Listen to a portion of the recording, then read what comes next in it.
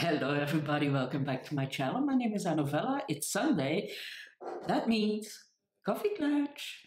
Coffeeklatch is a Dutch word or a Flemish word where we invite people to come over for coffee and a cookie, and we talk about the things that happened during the week. Today is no different. It's Sunday. You're welcome. Sorry, I can't give you a cookie or bake you one because I'm a good baker. But still, I have things to say. It was a very odd week. I have been offered a job, but it's not 100% sure that it will go as planned. So in a fortnight, I will know more. It's all has to do with confidentiality and contracts and whatever.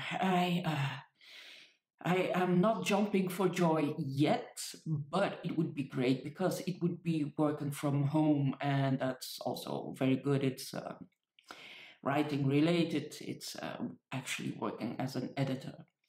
And then when I put down the phone rang immediately, and I thought it was the same person, but it was not. It was my landlord saying that they will sell the house. So that means that I have to move.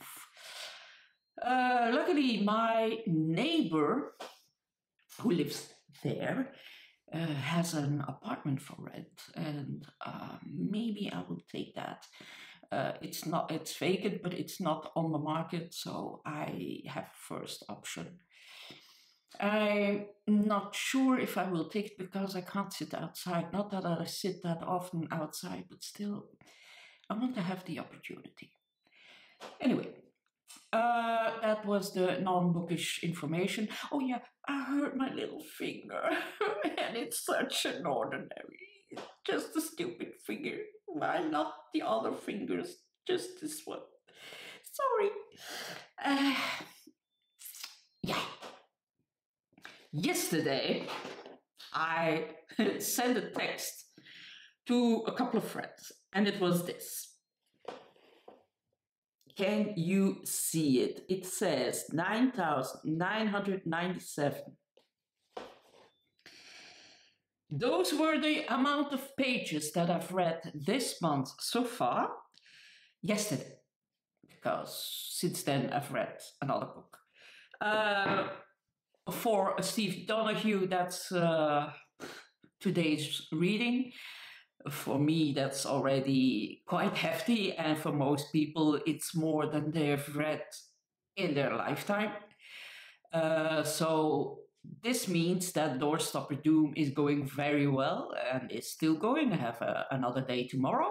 What would I say? Well, I've read, the idea was to read, for me, to read at least 10 books of 500 pages plus this month, and so I doubled that actually.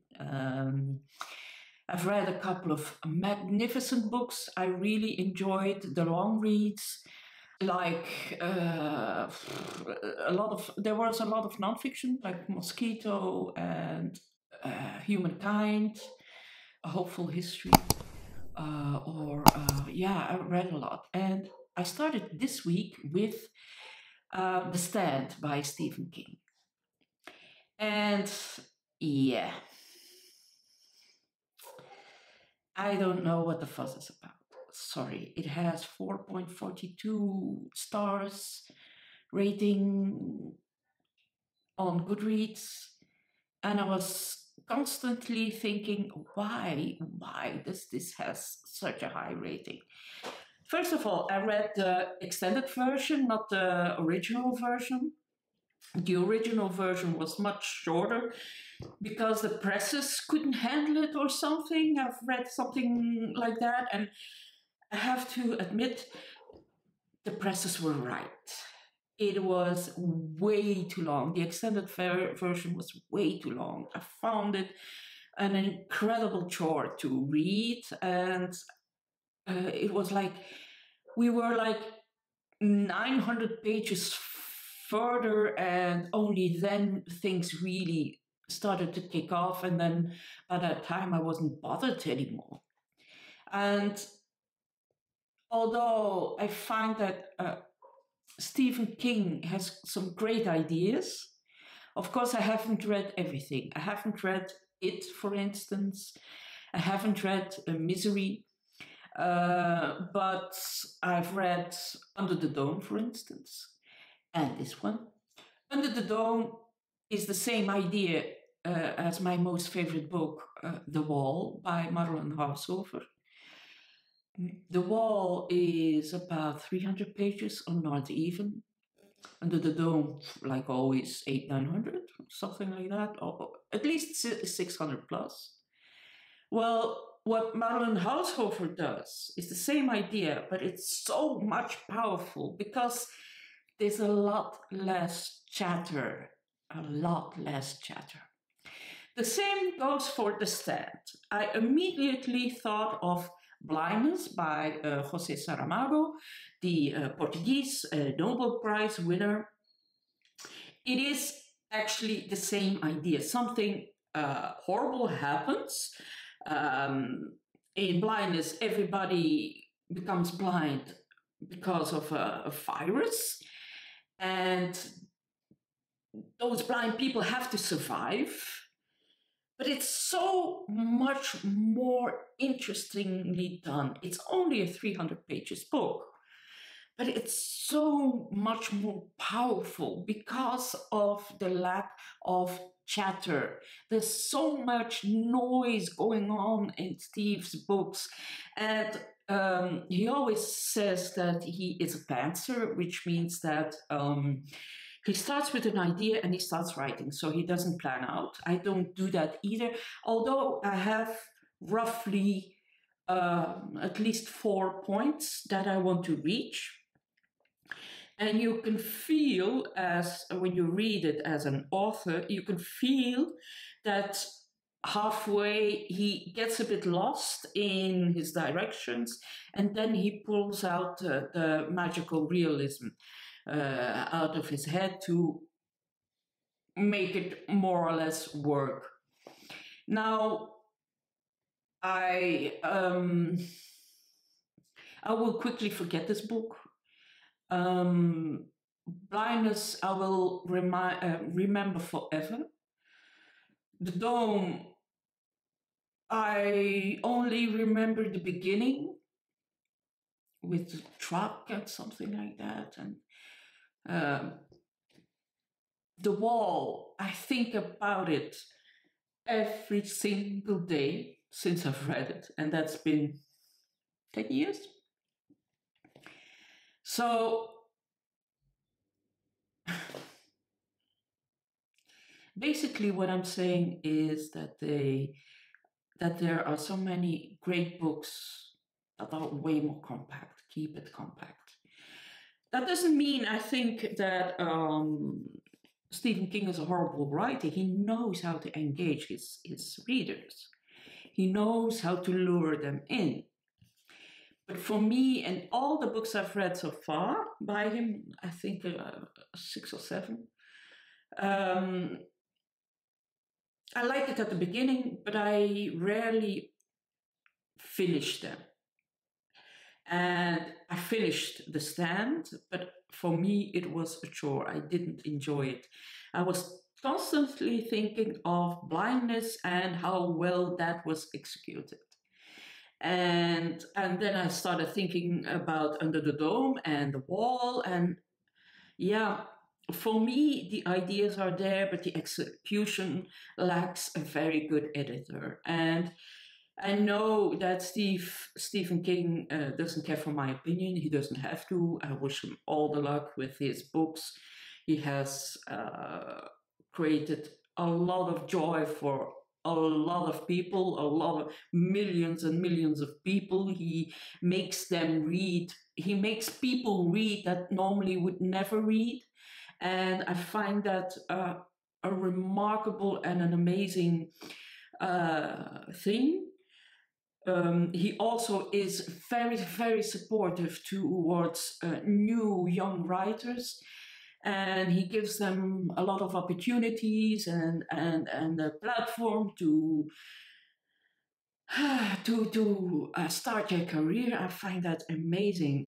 I have nothing but respect for him, but for me, it's just not for me. And although I love his ideas, sometimes when the ideas are matched with ideas of other authors, then you feel that the execution of the other authors is way better.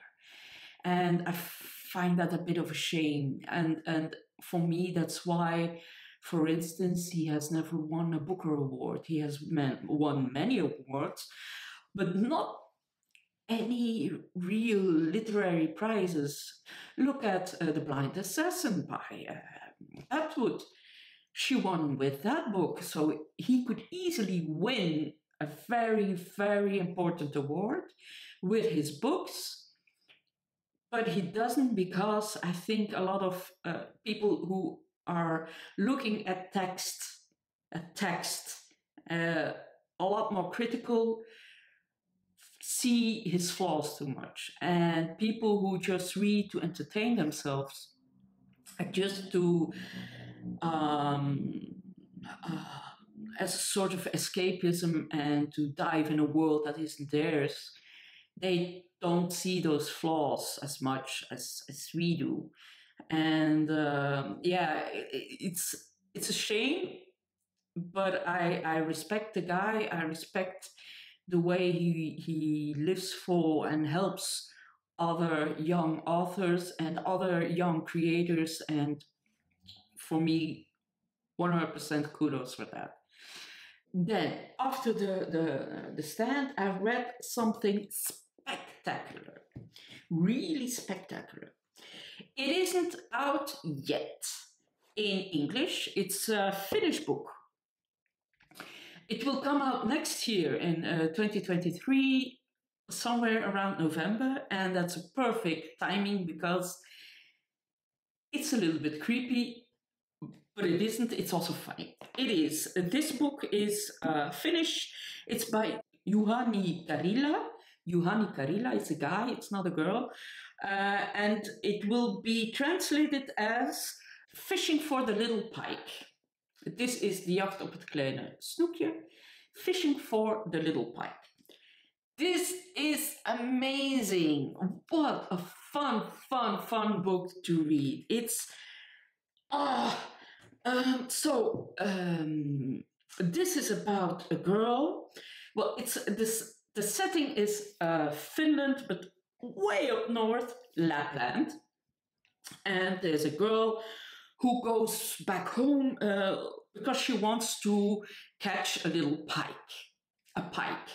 And we don't really know at the beginning why, so we follow her with a car driving through Finland, and then she arrives, and there's a sort of a border, and they say, well, you can't, if you go further than this, all your insurances are not valid anymore, so you go there at your own risk. And she says, well, no, don't worry about it. I'm from here. This is where I was born. And they let her pass, and she enters Lapland.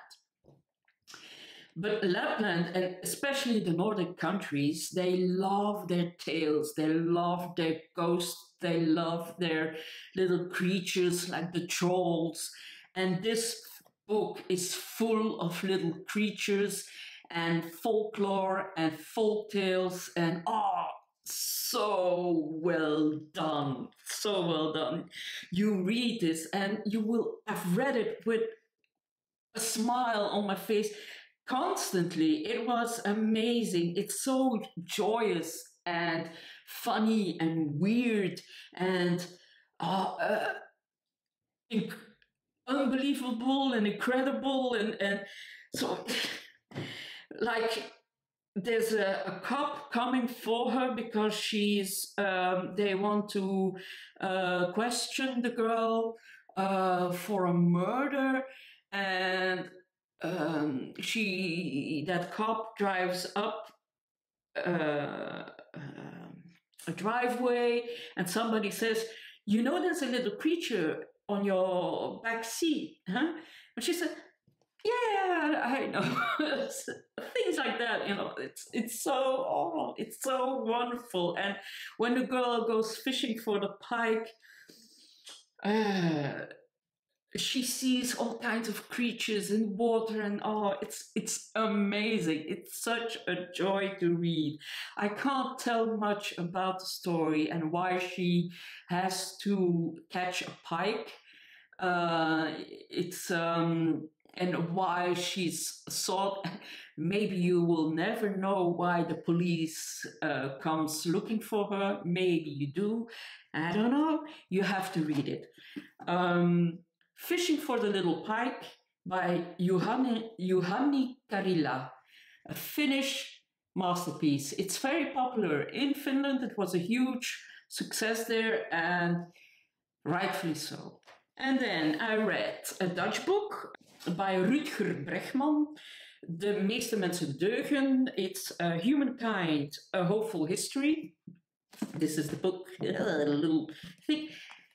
I read it in one sitting. One sitting. Yep. One sitting. So this is a book where he explores how people really are. So he wants to know if people at its base, at its inner core, are good or bad. So he uses a lot of things that happened in history to prove what happened. For instance, First World War. He comes up with stats that a lot of soldiers soldiers that were in the trenches never shot a single person. 75% of all the people killed in the First World War were killed by bombshells, by bombs, not by bullets.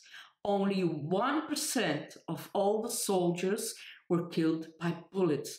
The rest was shrapnel, disease, but not. And they all had, how you call it, those knives on top of bayonets? Yeah, bayonets. And he says that almost nobody got killed with a bayonet because people are in nature not killers. They are not. He also talks about the tests that have been done with, you know, it's everybody has seen those images from the 50s or the 60s where there's a man in a white coat and says, and there's an actor in the other room, and he says to a volunteer, oh, the man has answered a question wrong, you have to push that button, and the guy gets electrocuted every single time he answers a question wrongly, and the intensity of the electricity is heightened.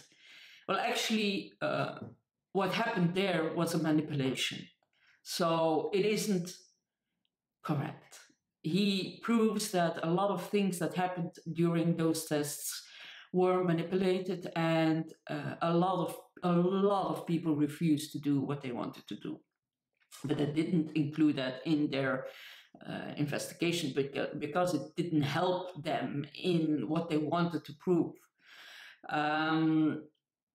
He also talks about what happened in the Second World War, where in England they were expecting the Blitzkrieg, where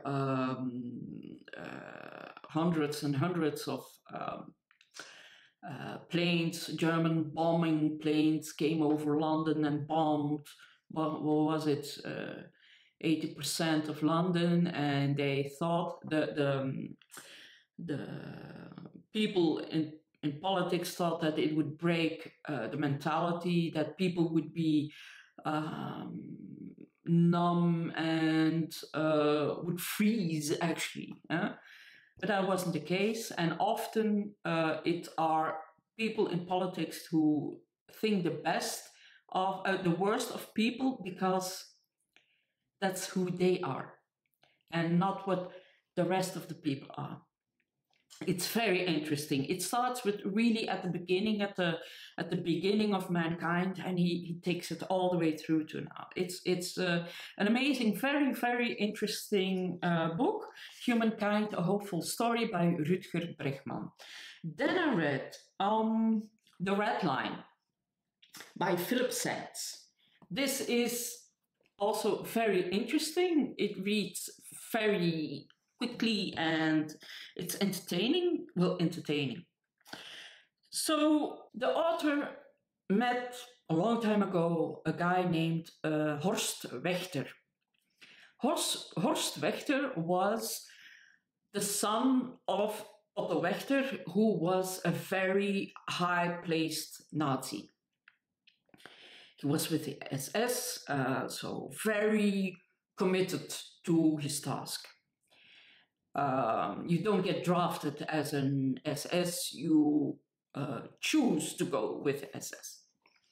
And Horst, the son, was convinced that his father didn't do war crimes, and his father fled after the Second World War, and he used the Ratline to go to Argentina. That was the idea, at least. And during his flight in Italy, he died.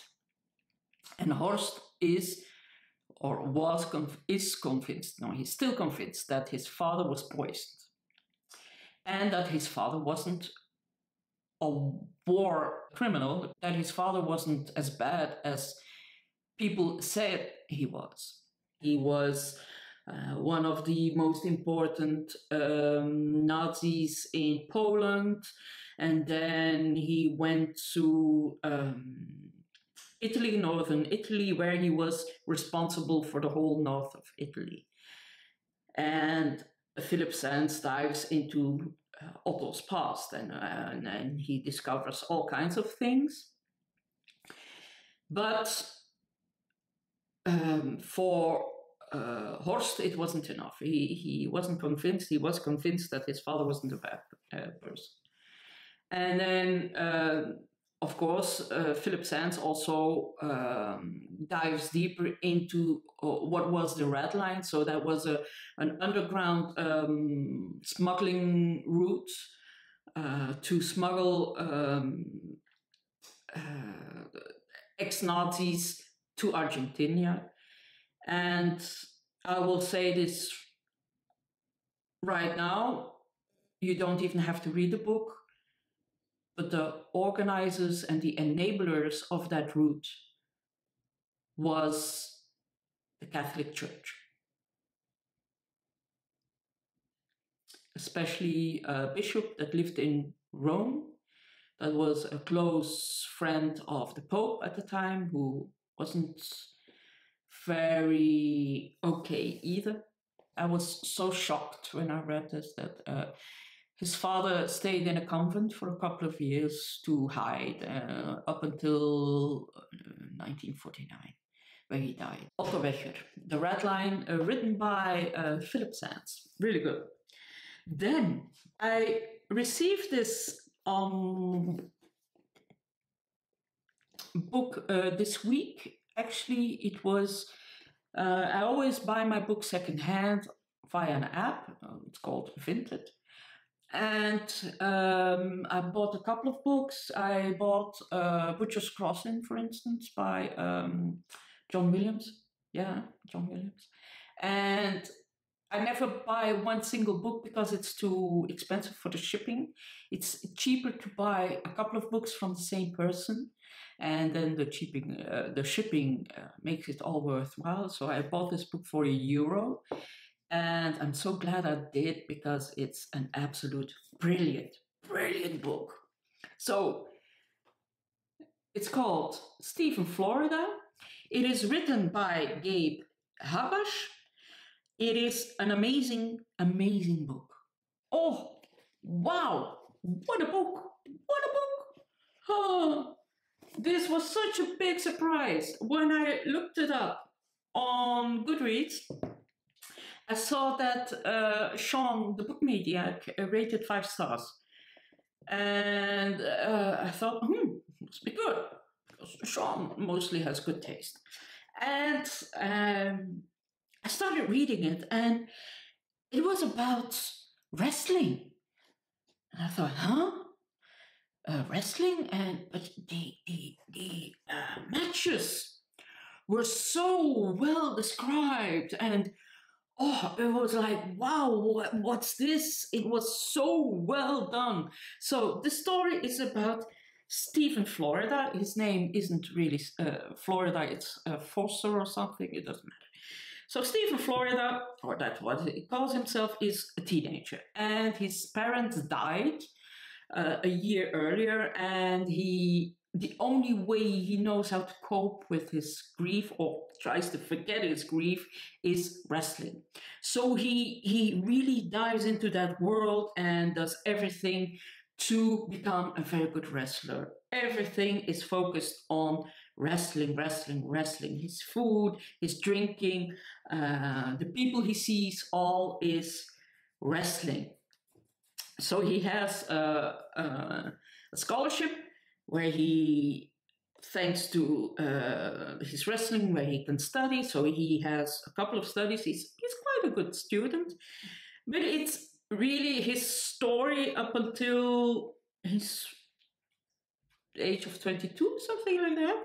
So it's a coming of age story in a way, but it's so strange and because at the beginning it all goes well, but people feel that something is off, and he attracts because his energy isn't very good. He attracts people with weird things happening, and yeah, it's all a bit mysterious and odd and explosive and unique, and basically it's an irresistible and very tactile book.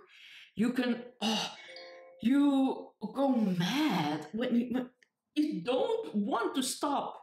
I read it in one evening. It's so raw and painful, and it's so beautiful. It's such an original and poetic portrait of a young man told through those matches, wrestling matches. And it's written with such poetry. It's like reading how ballet is danced or something like that. It has a beauty. That's Muffin. That would be.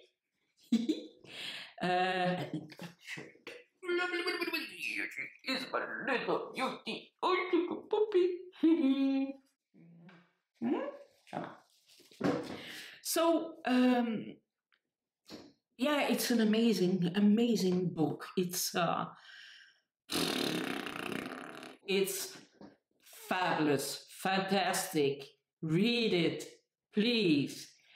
Read it. It is so good.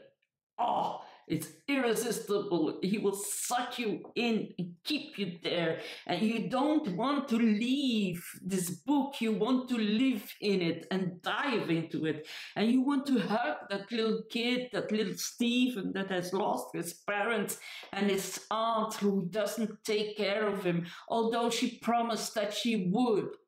It is an amazing story.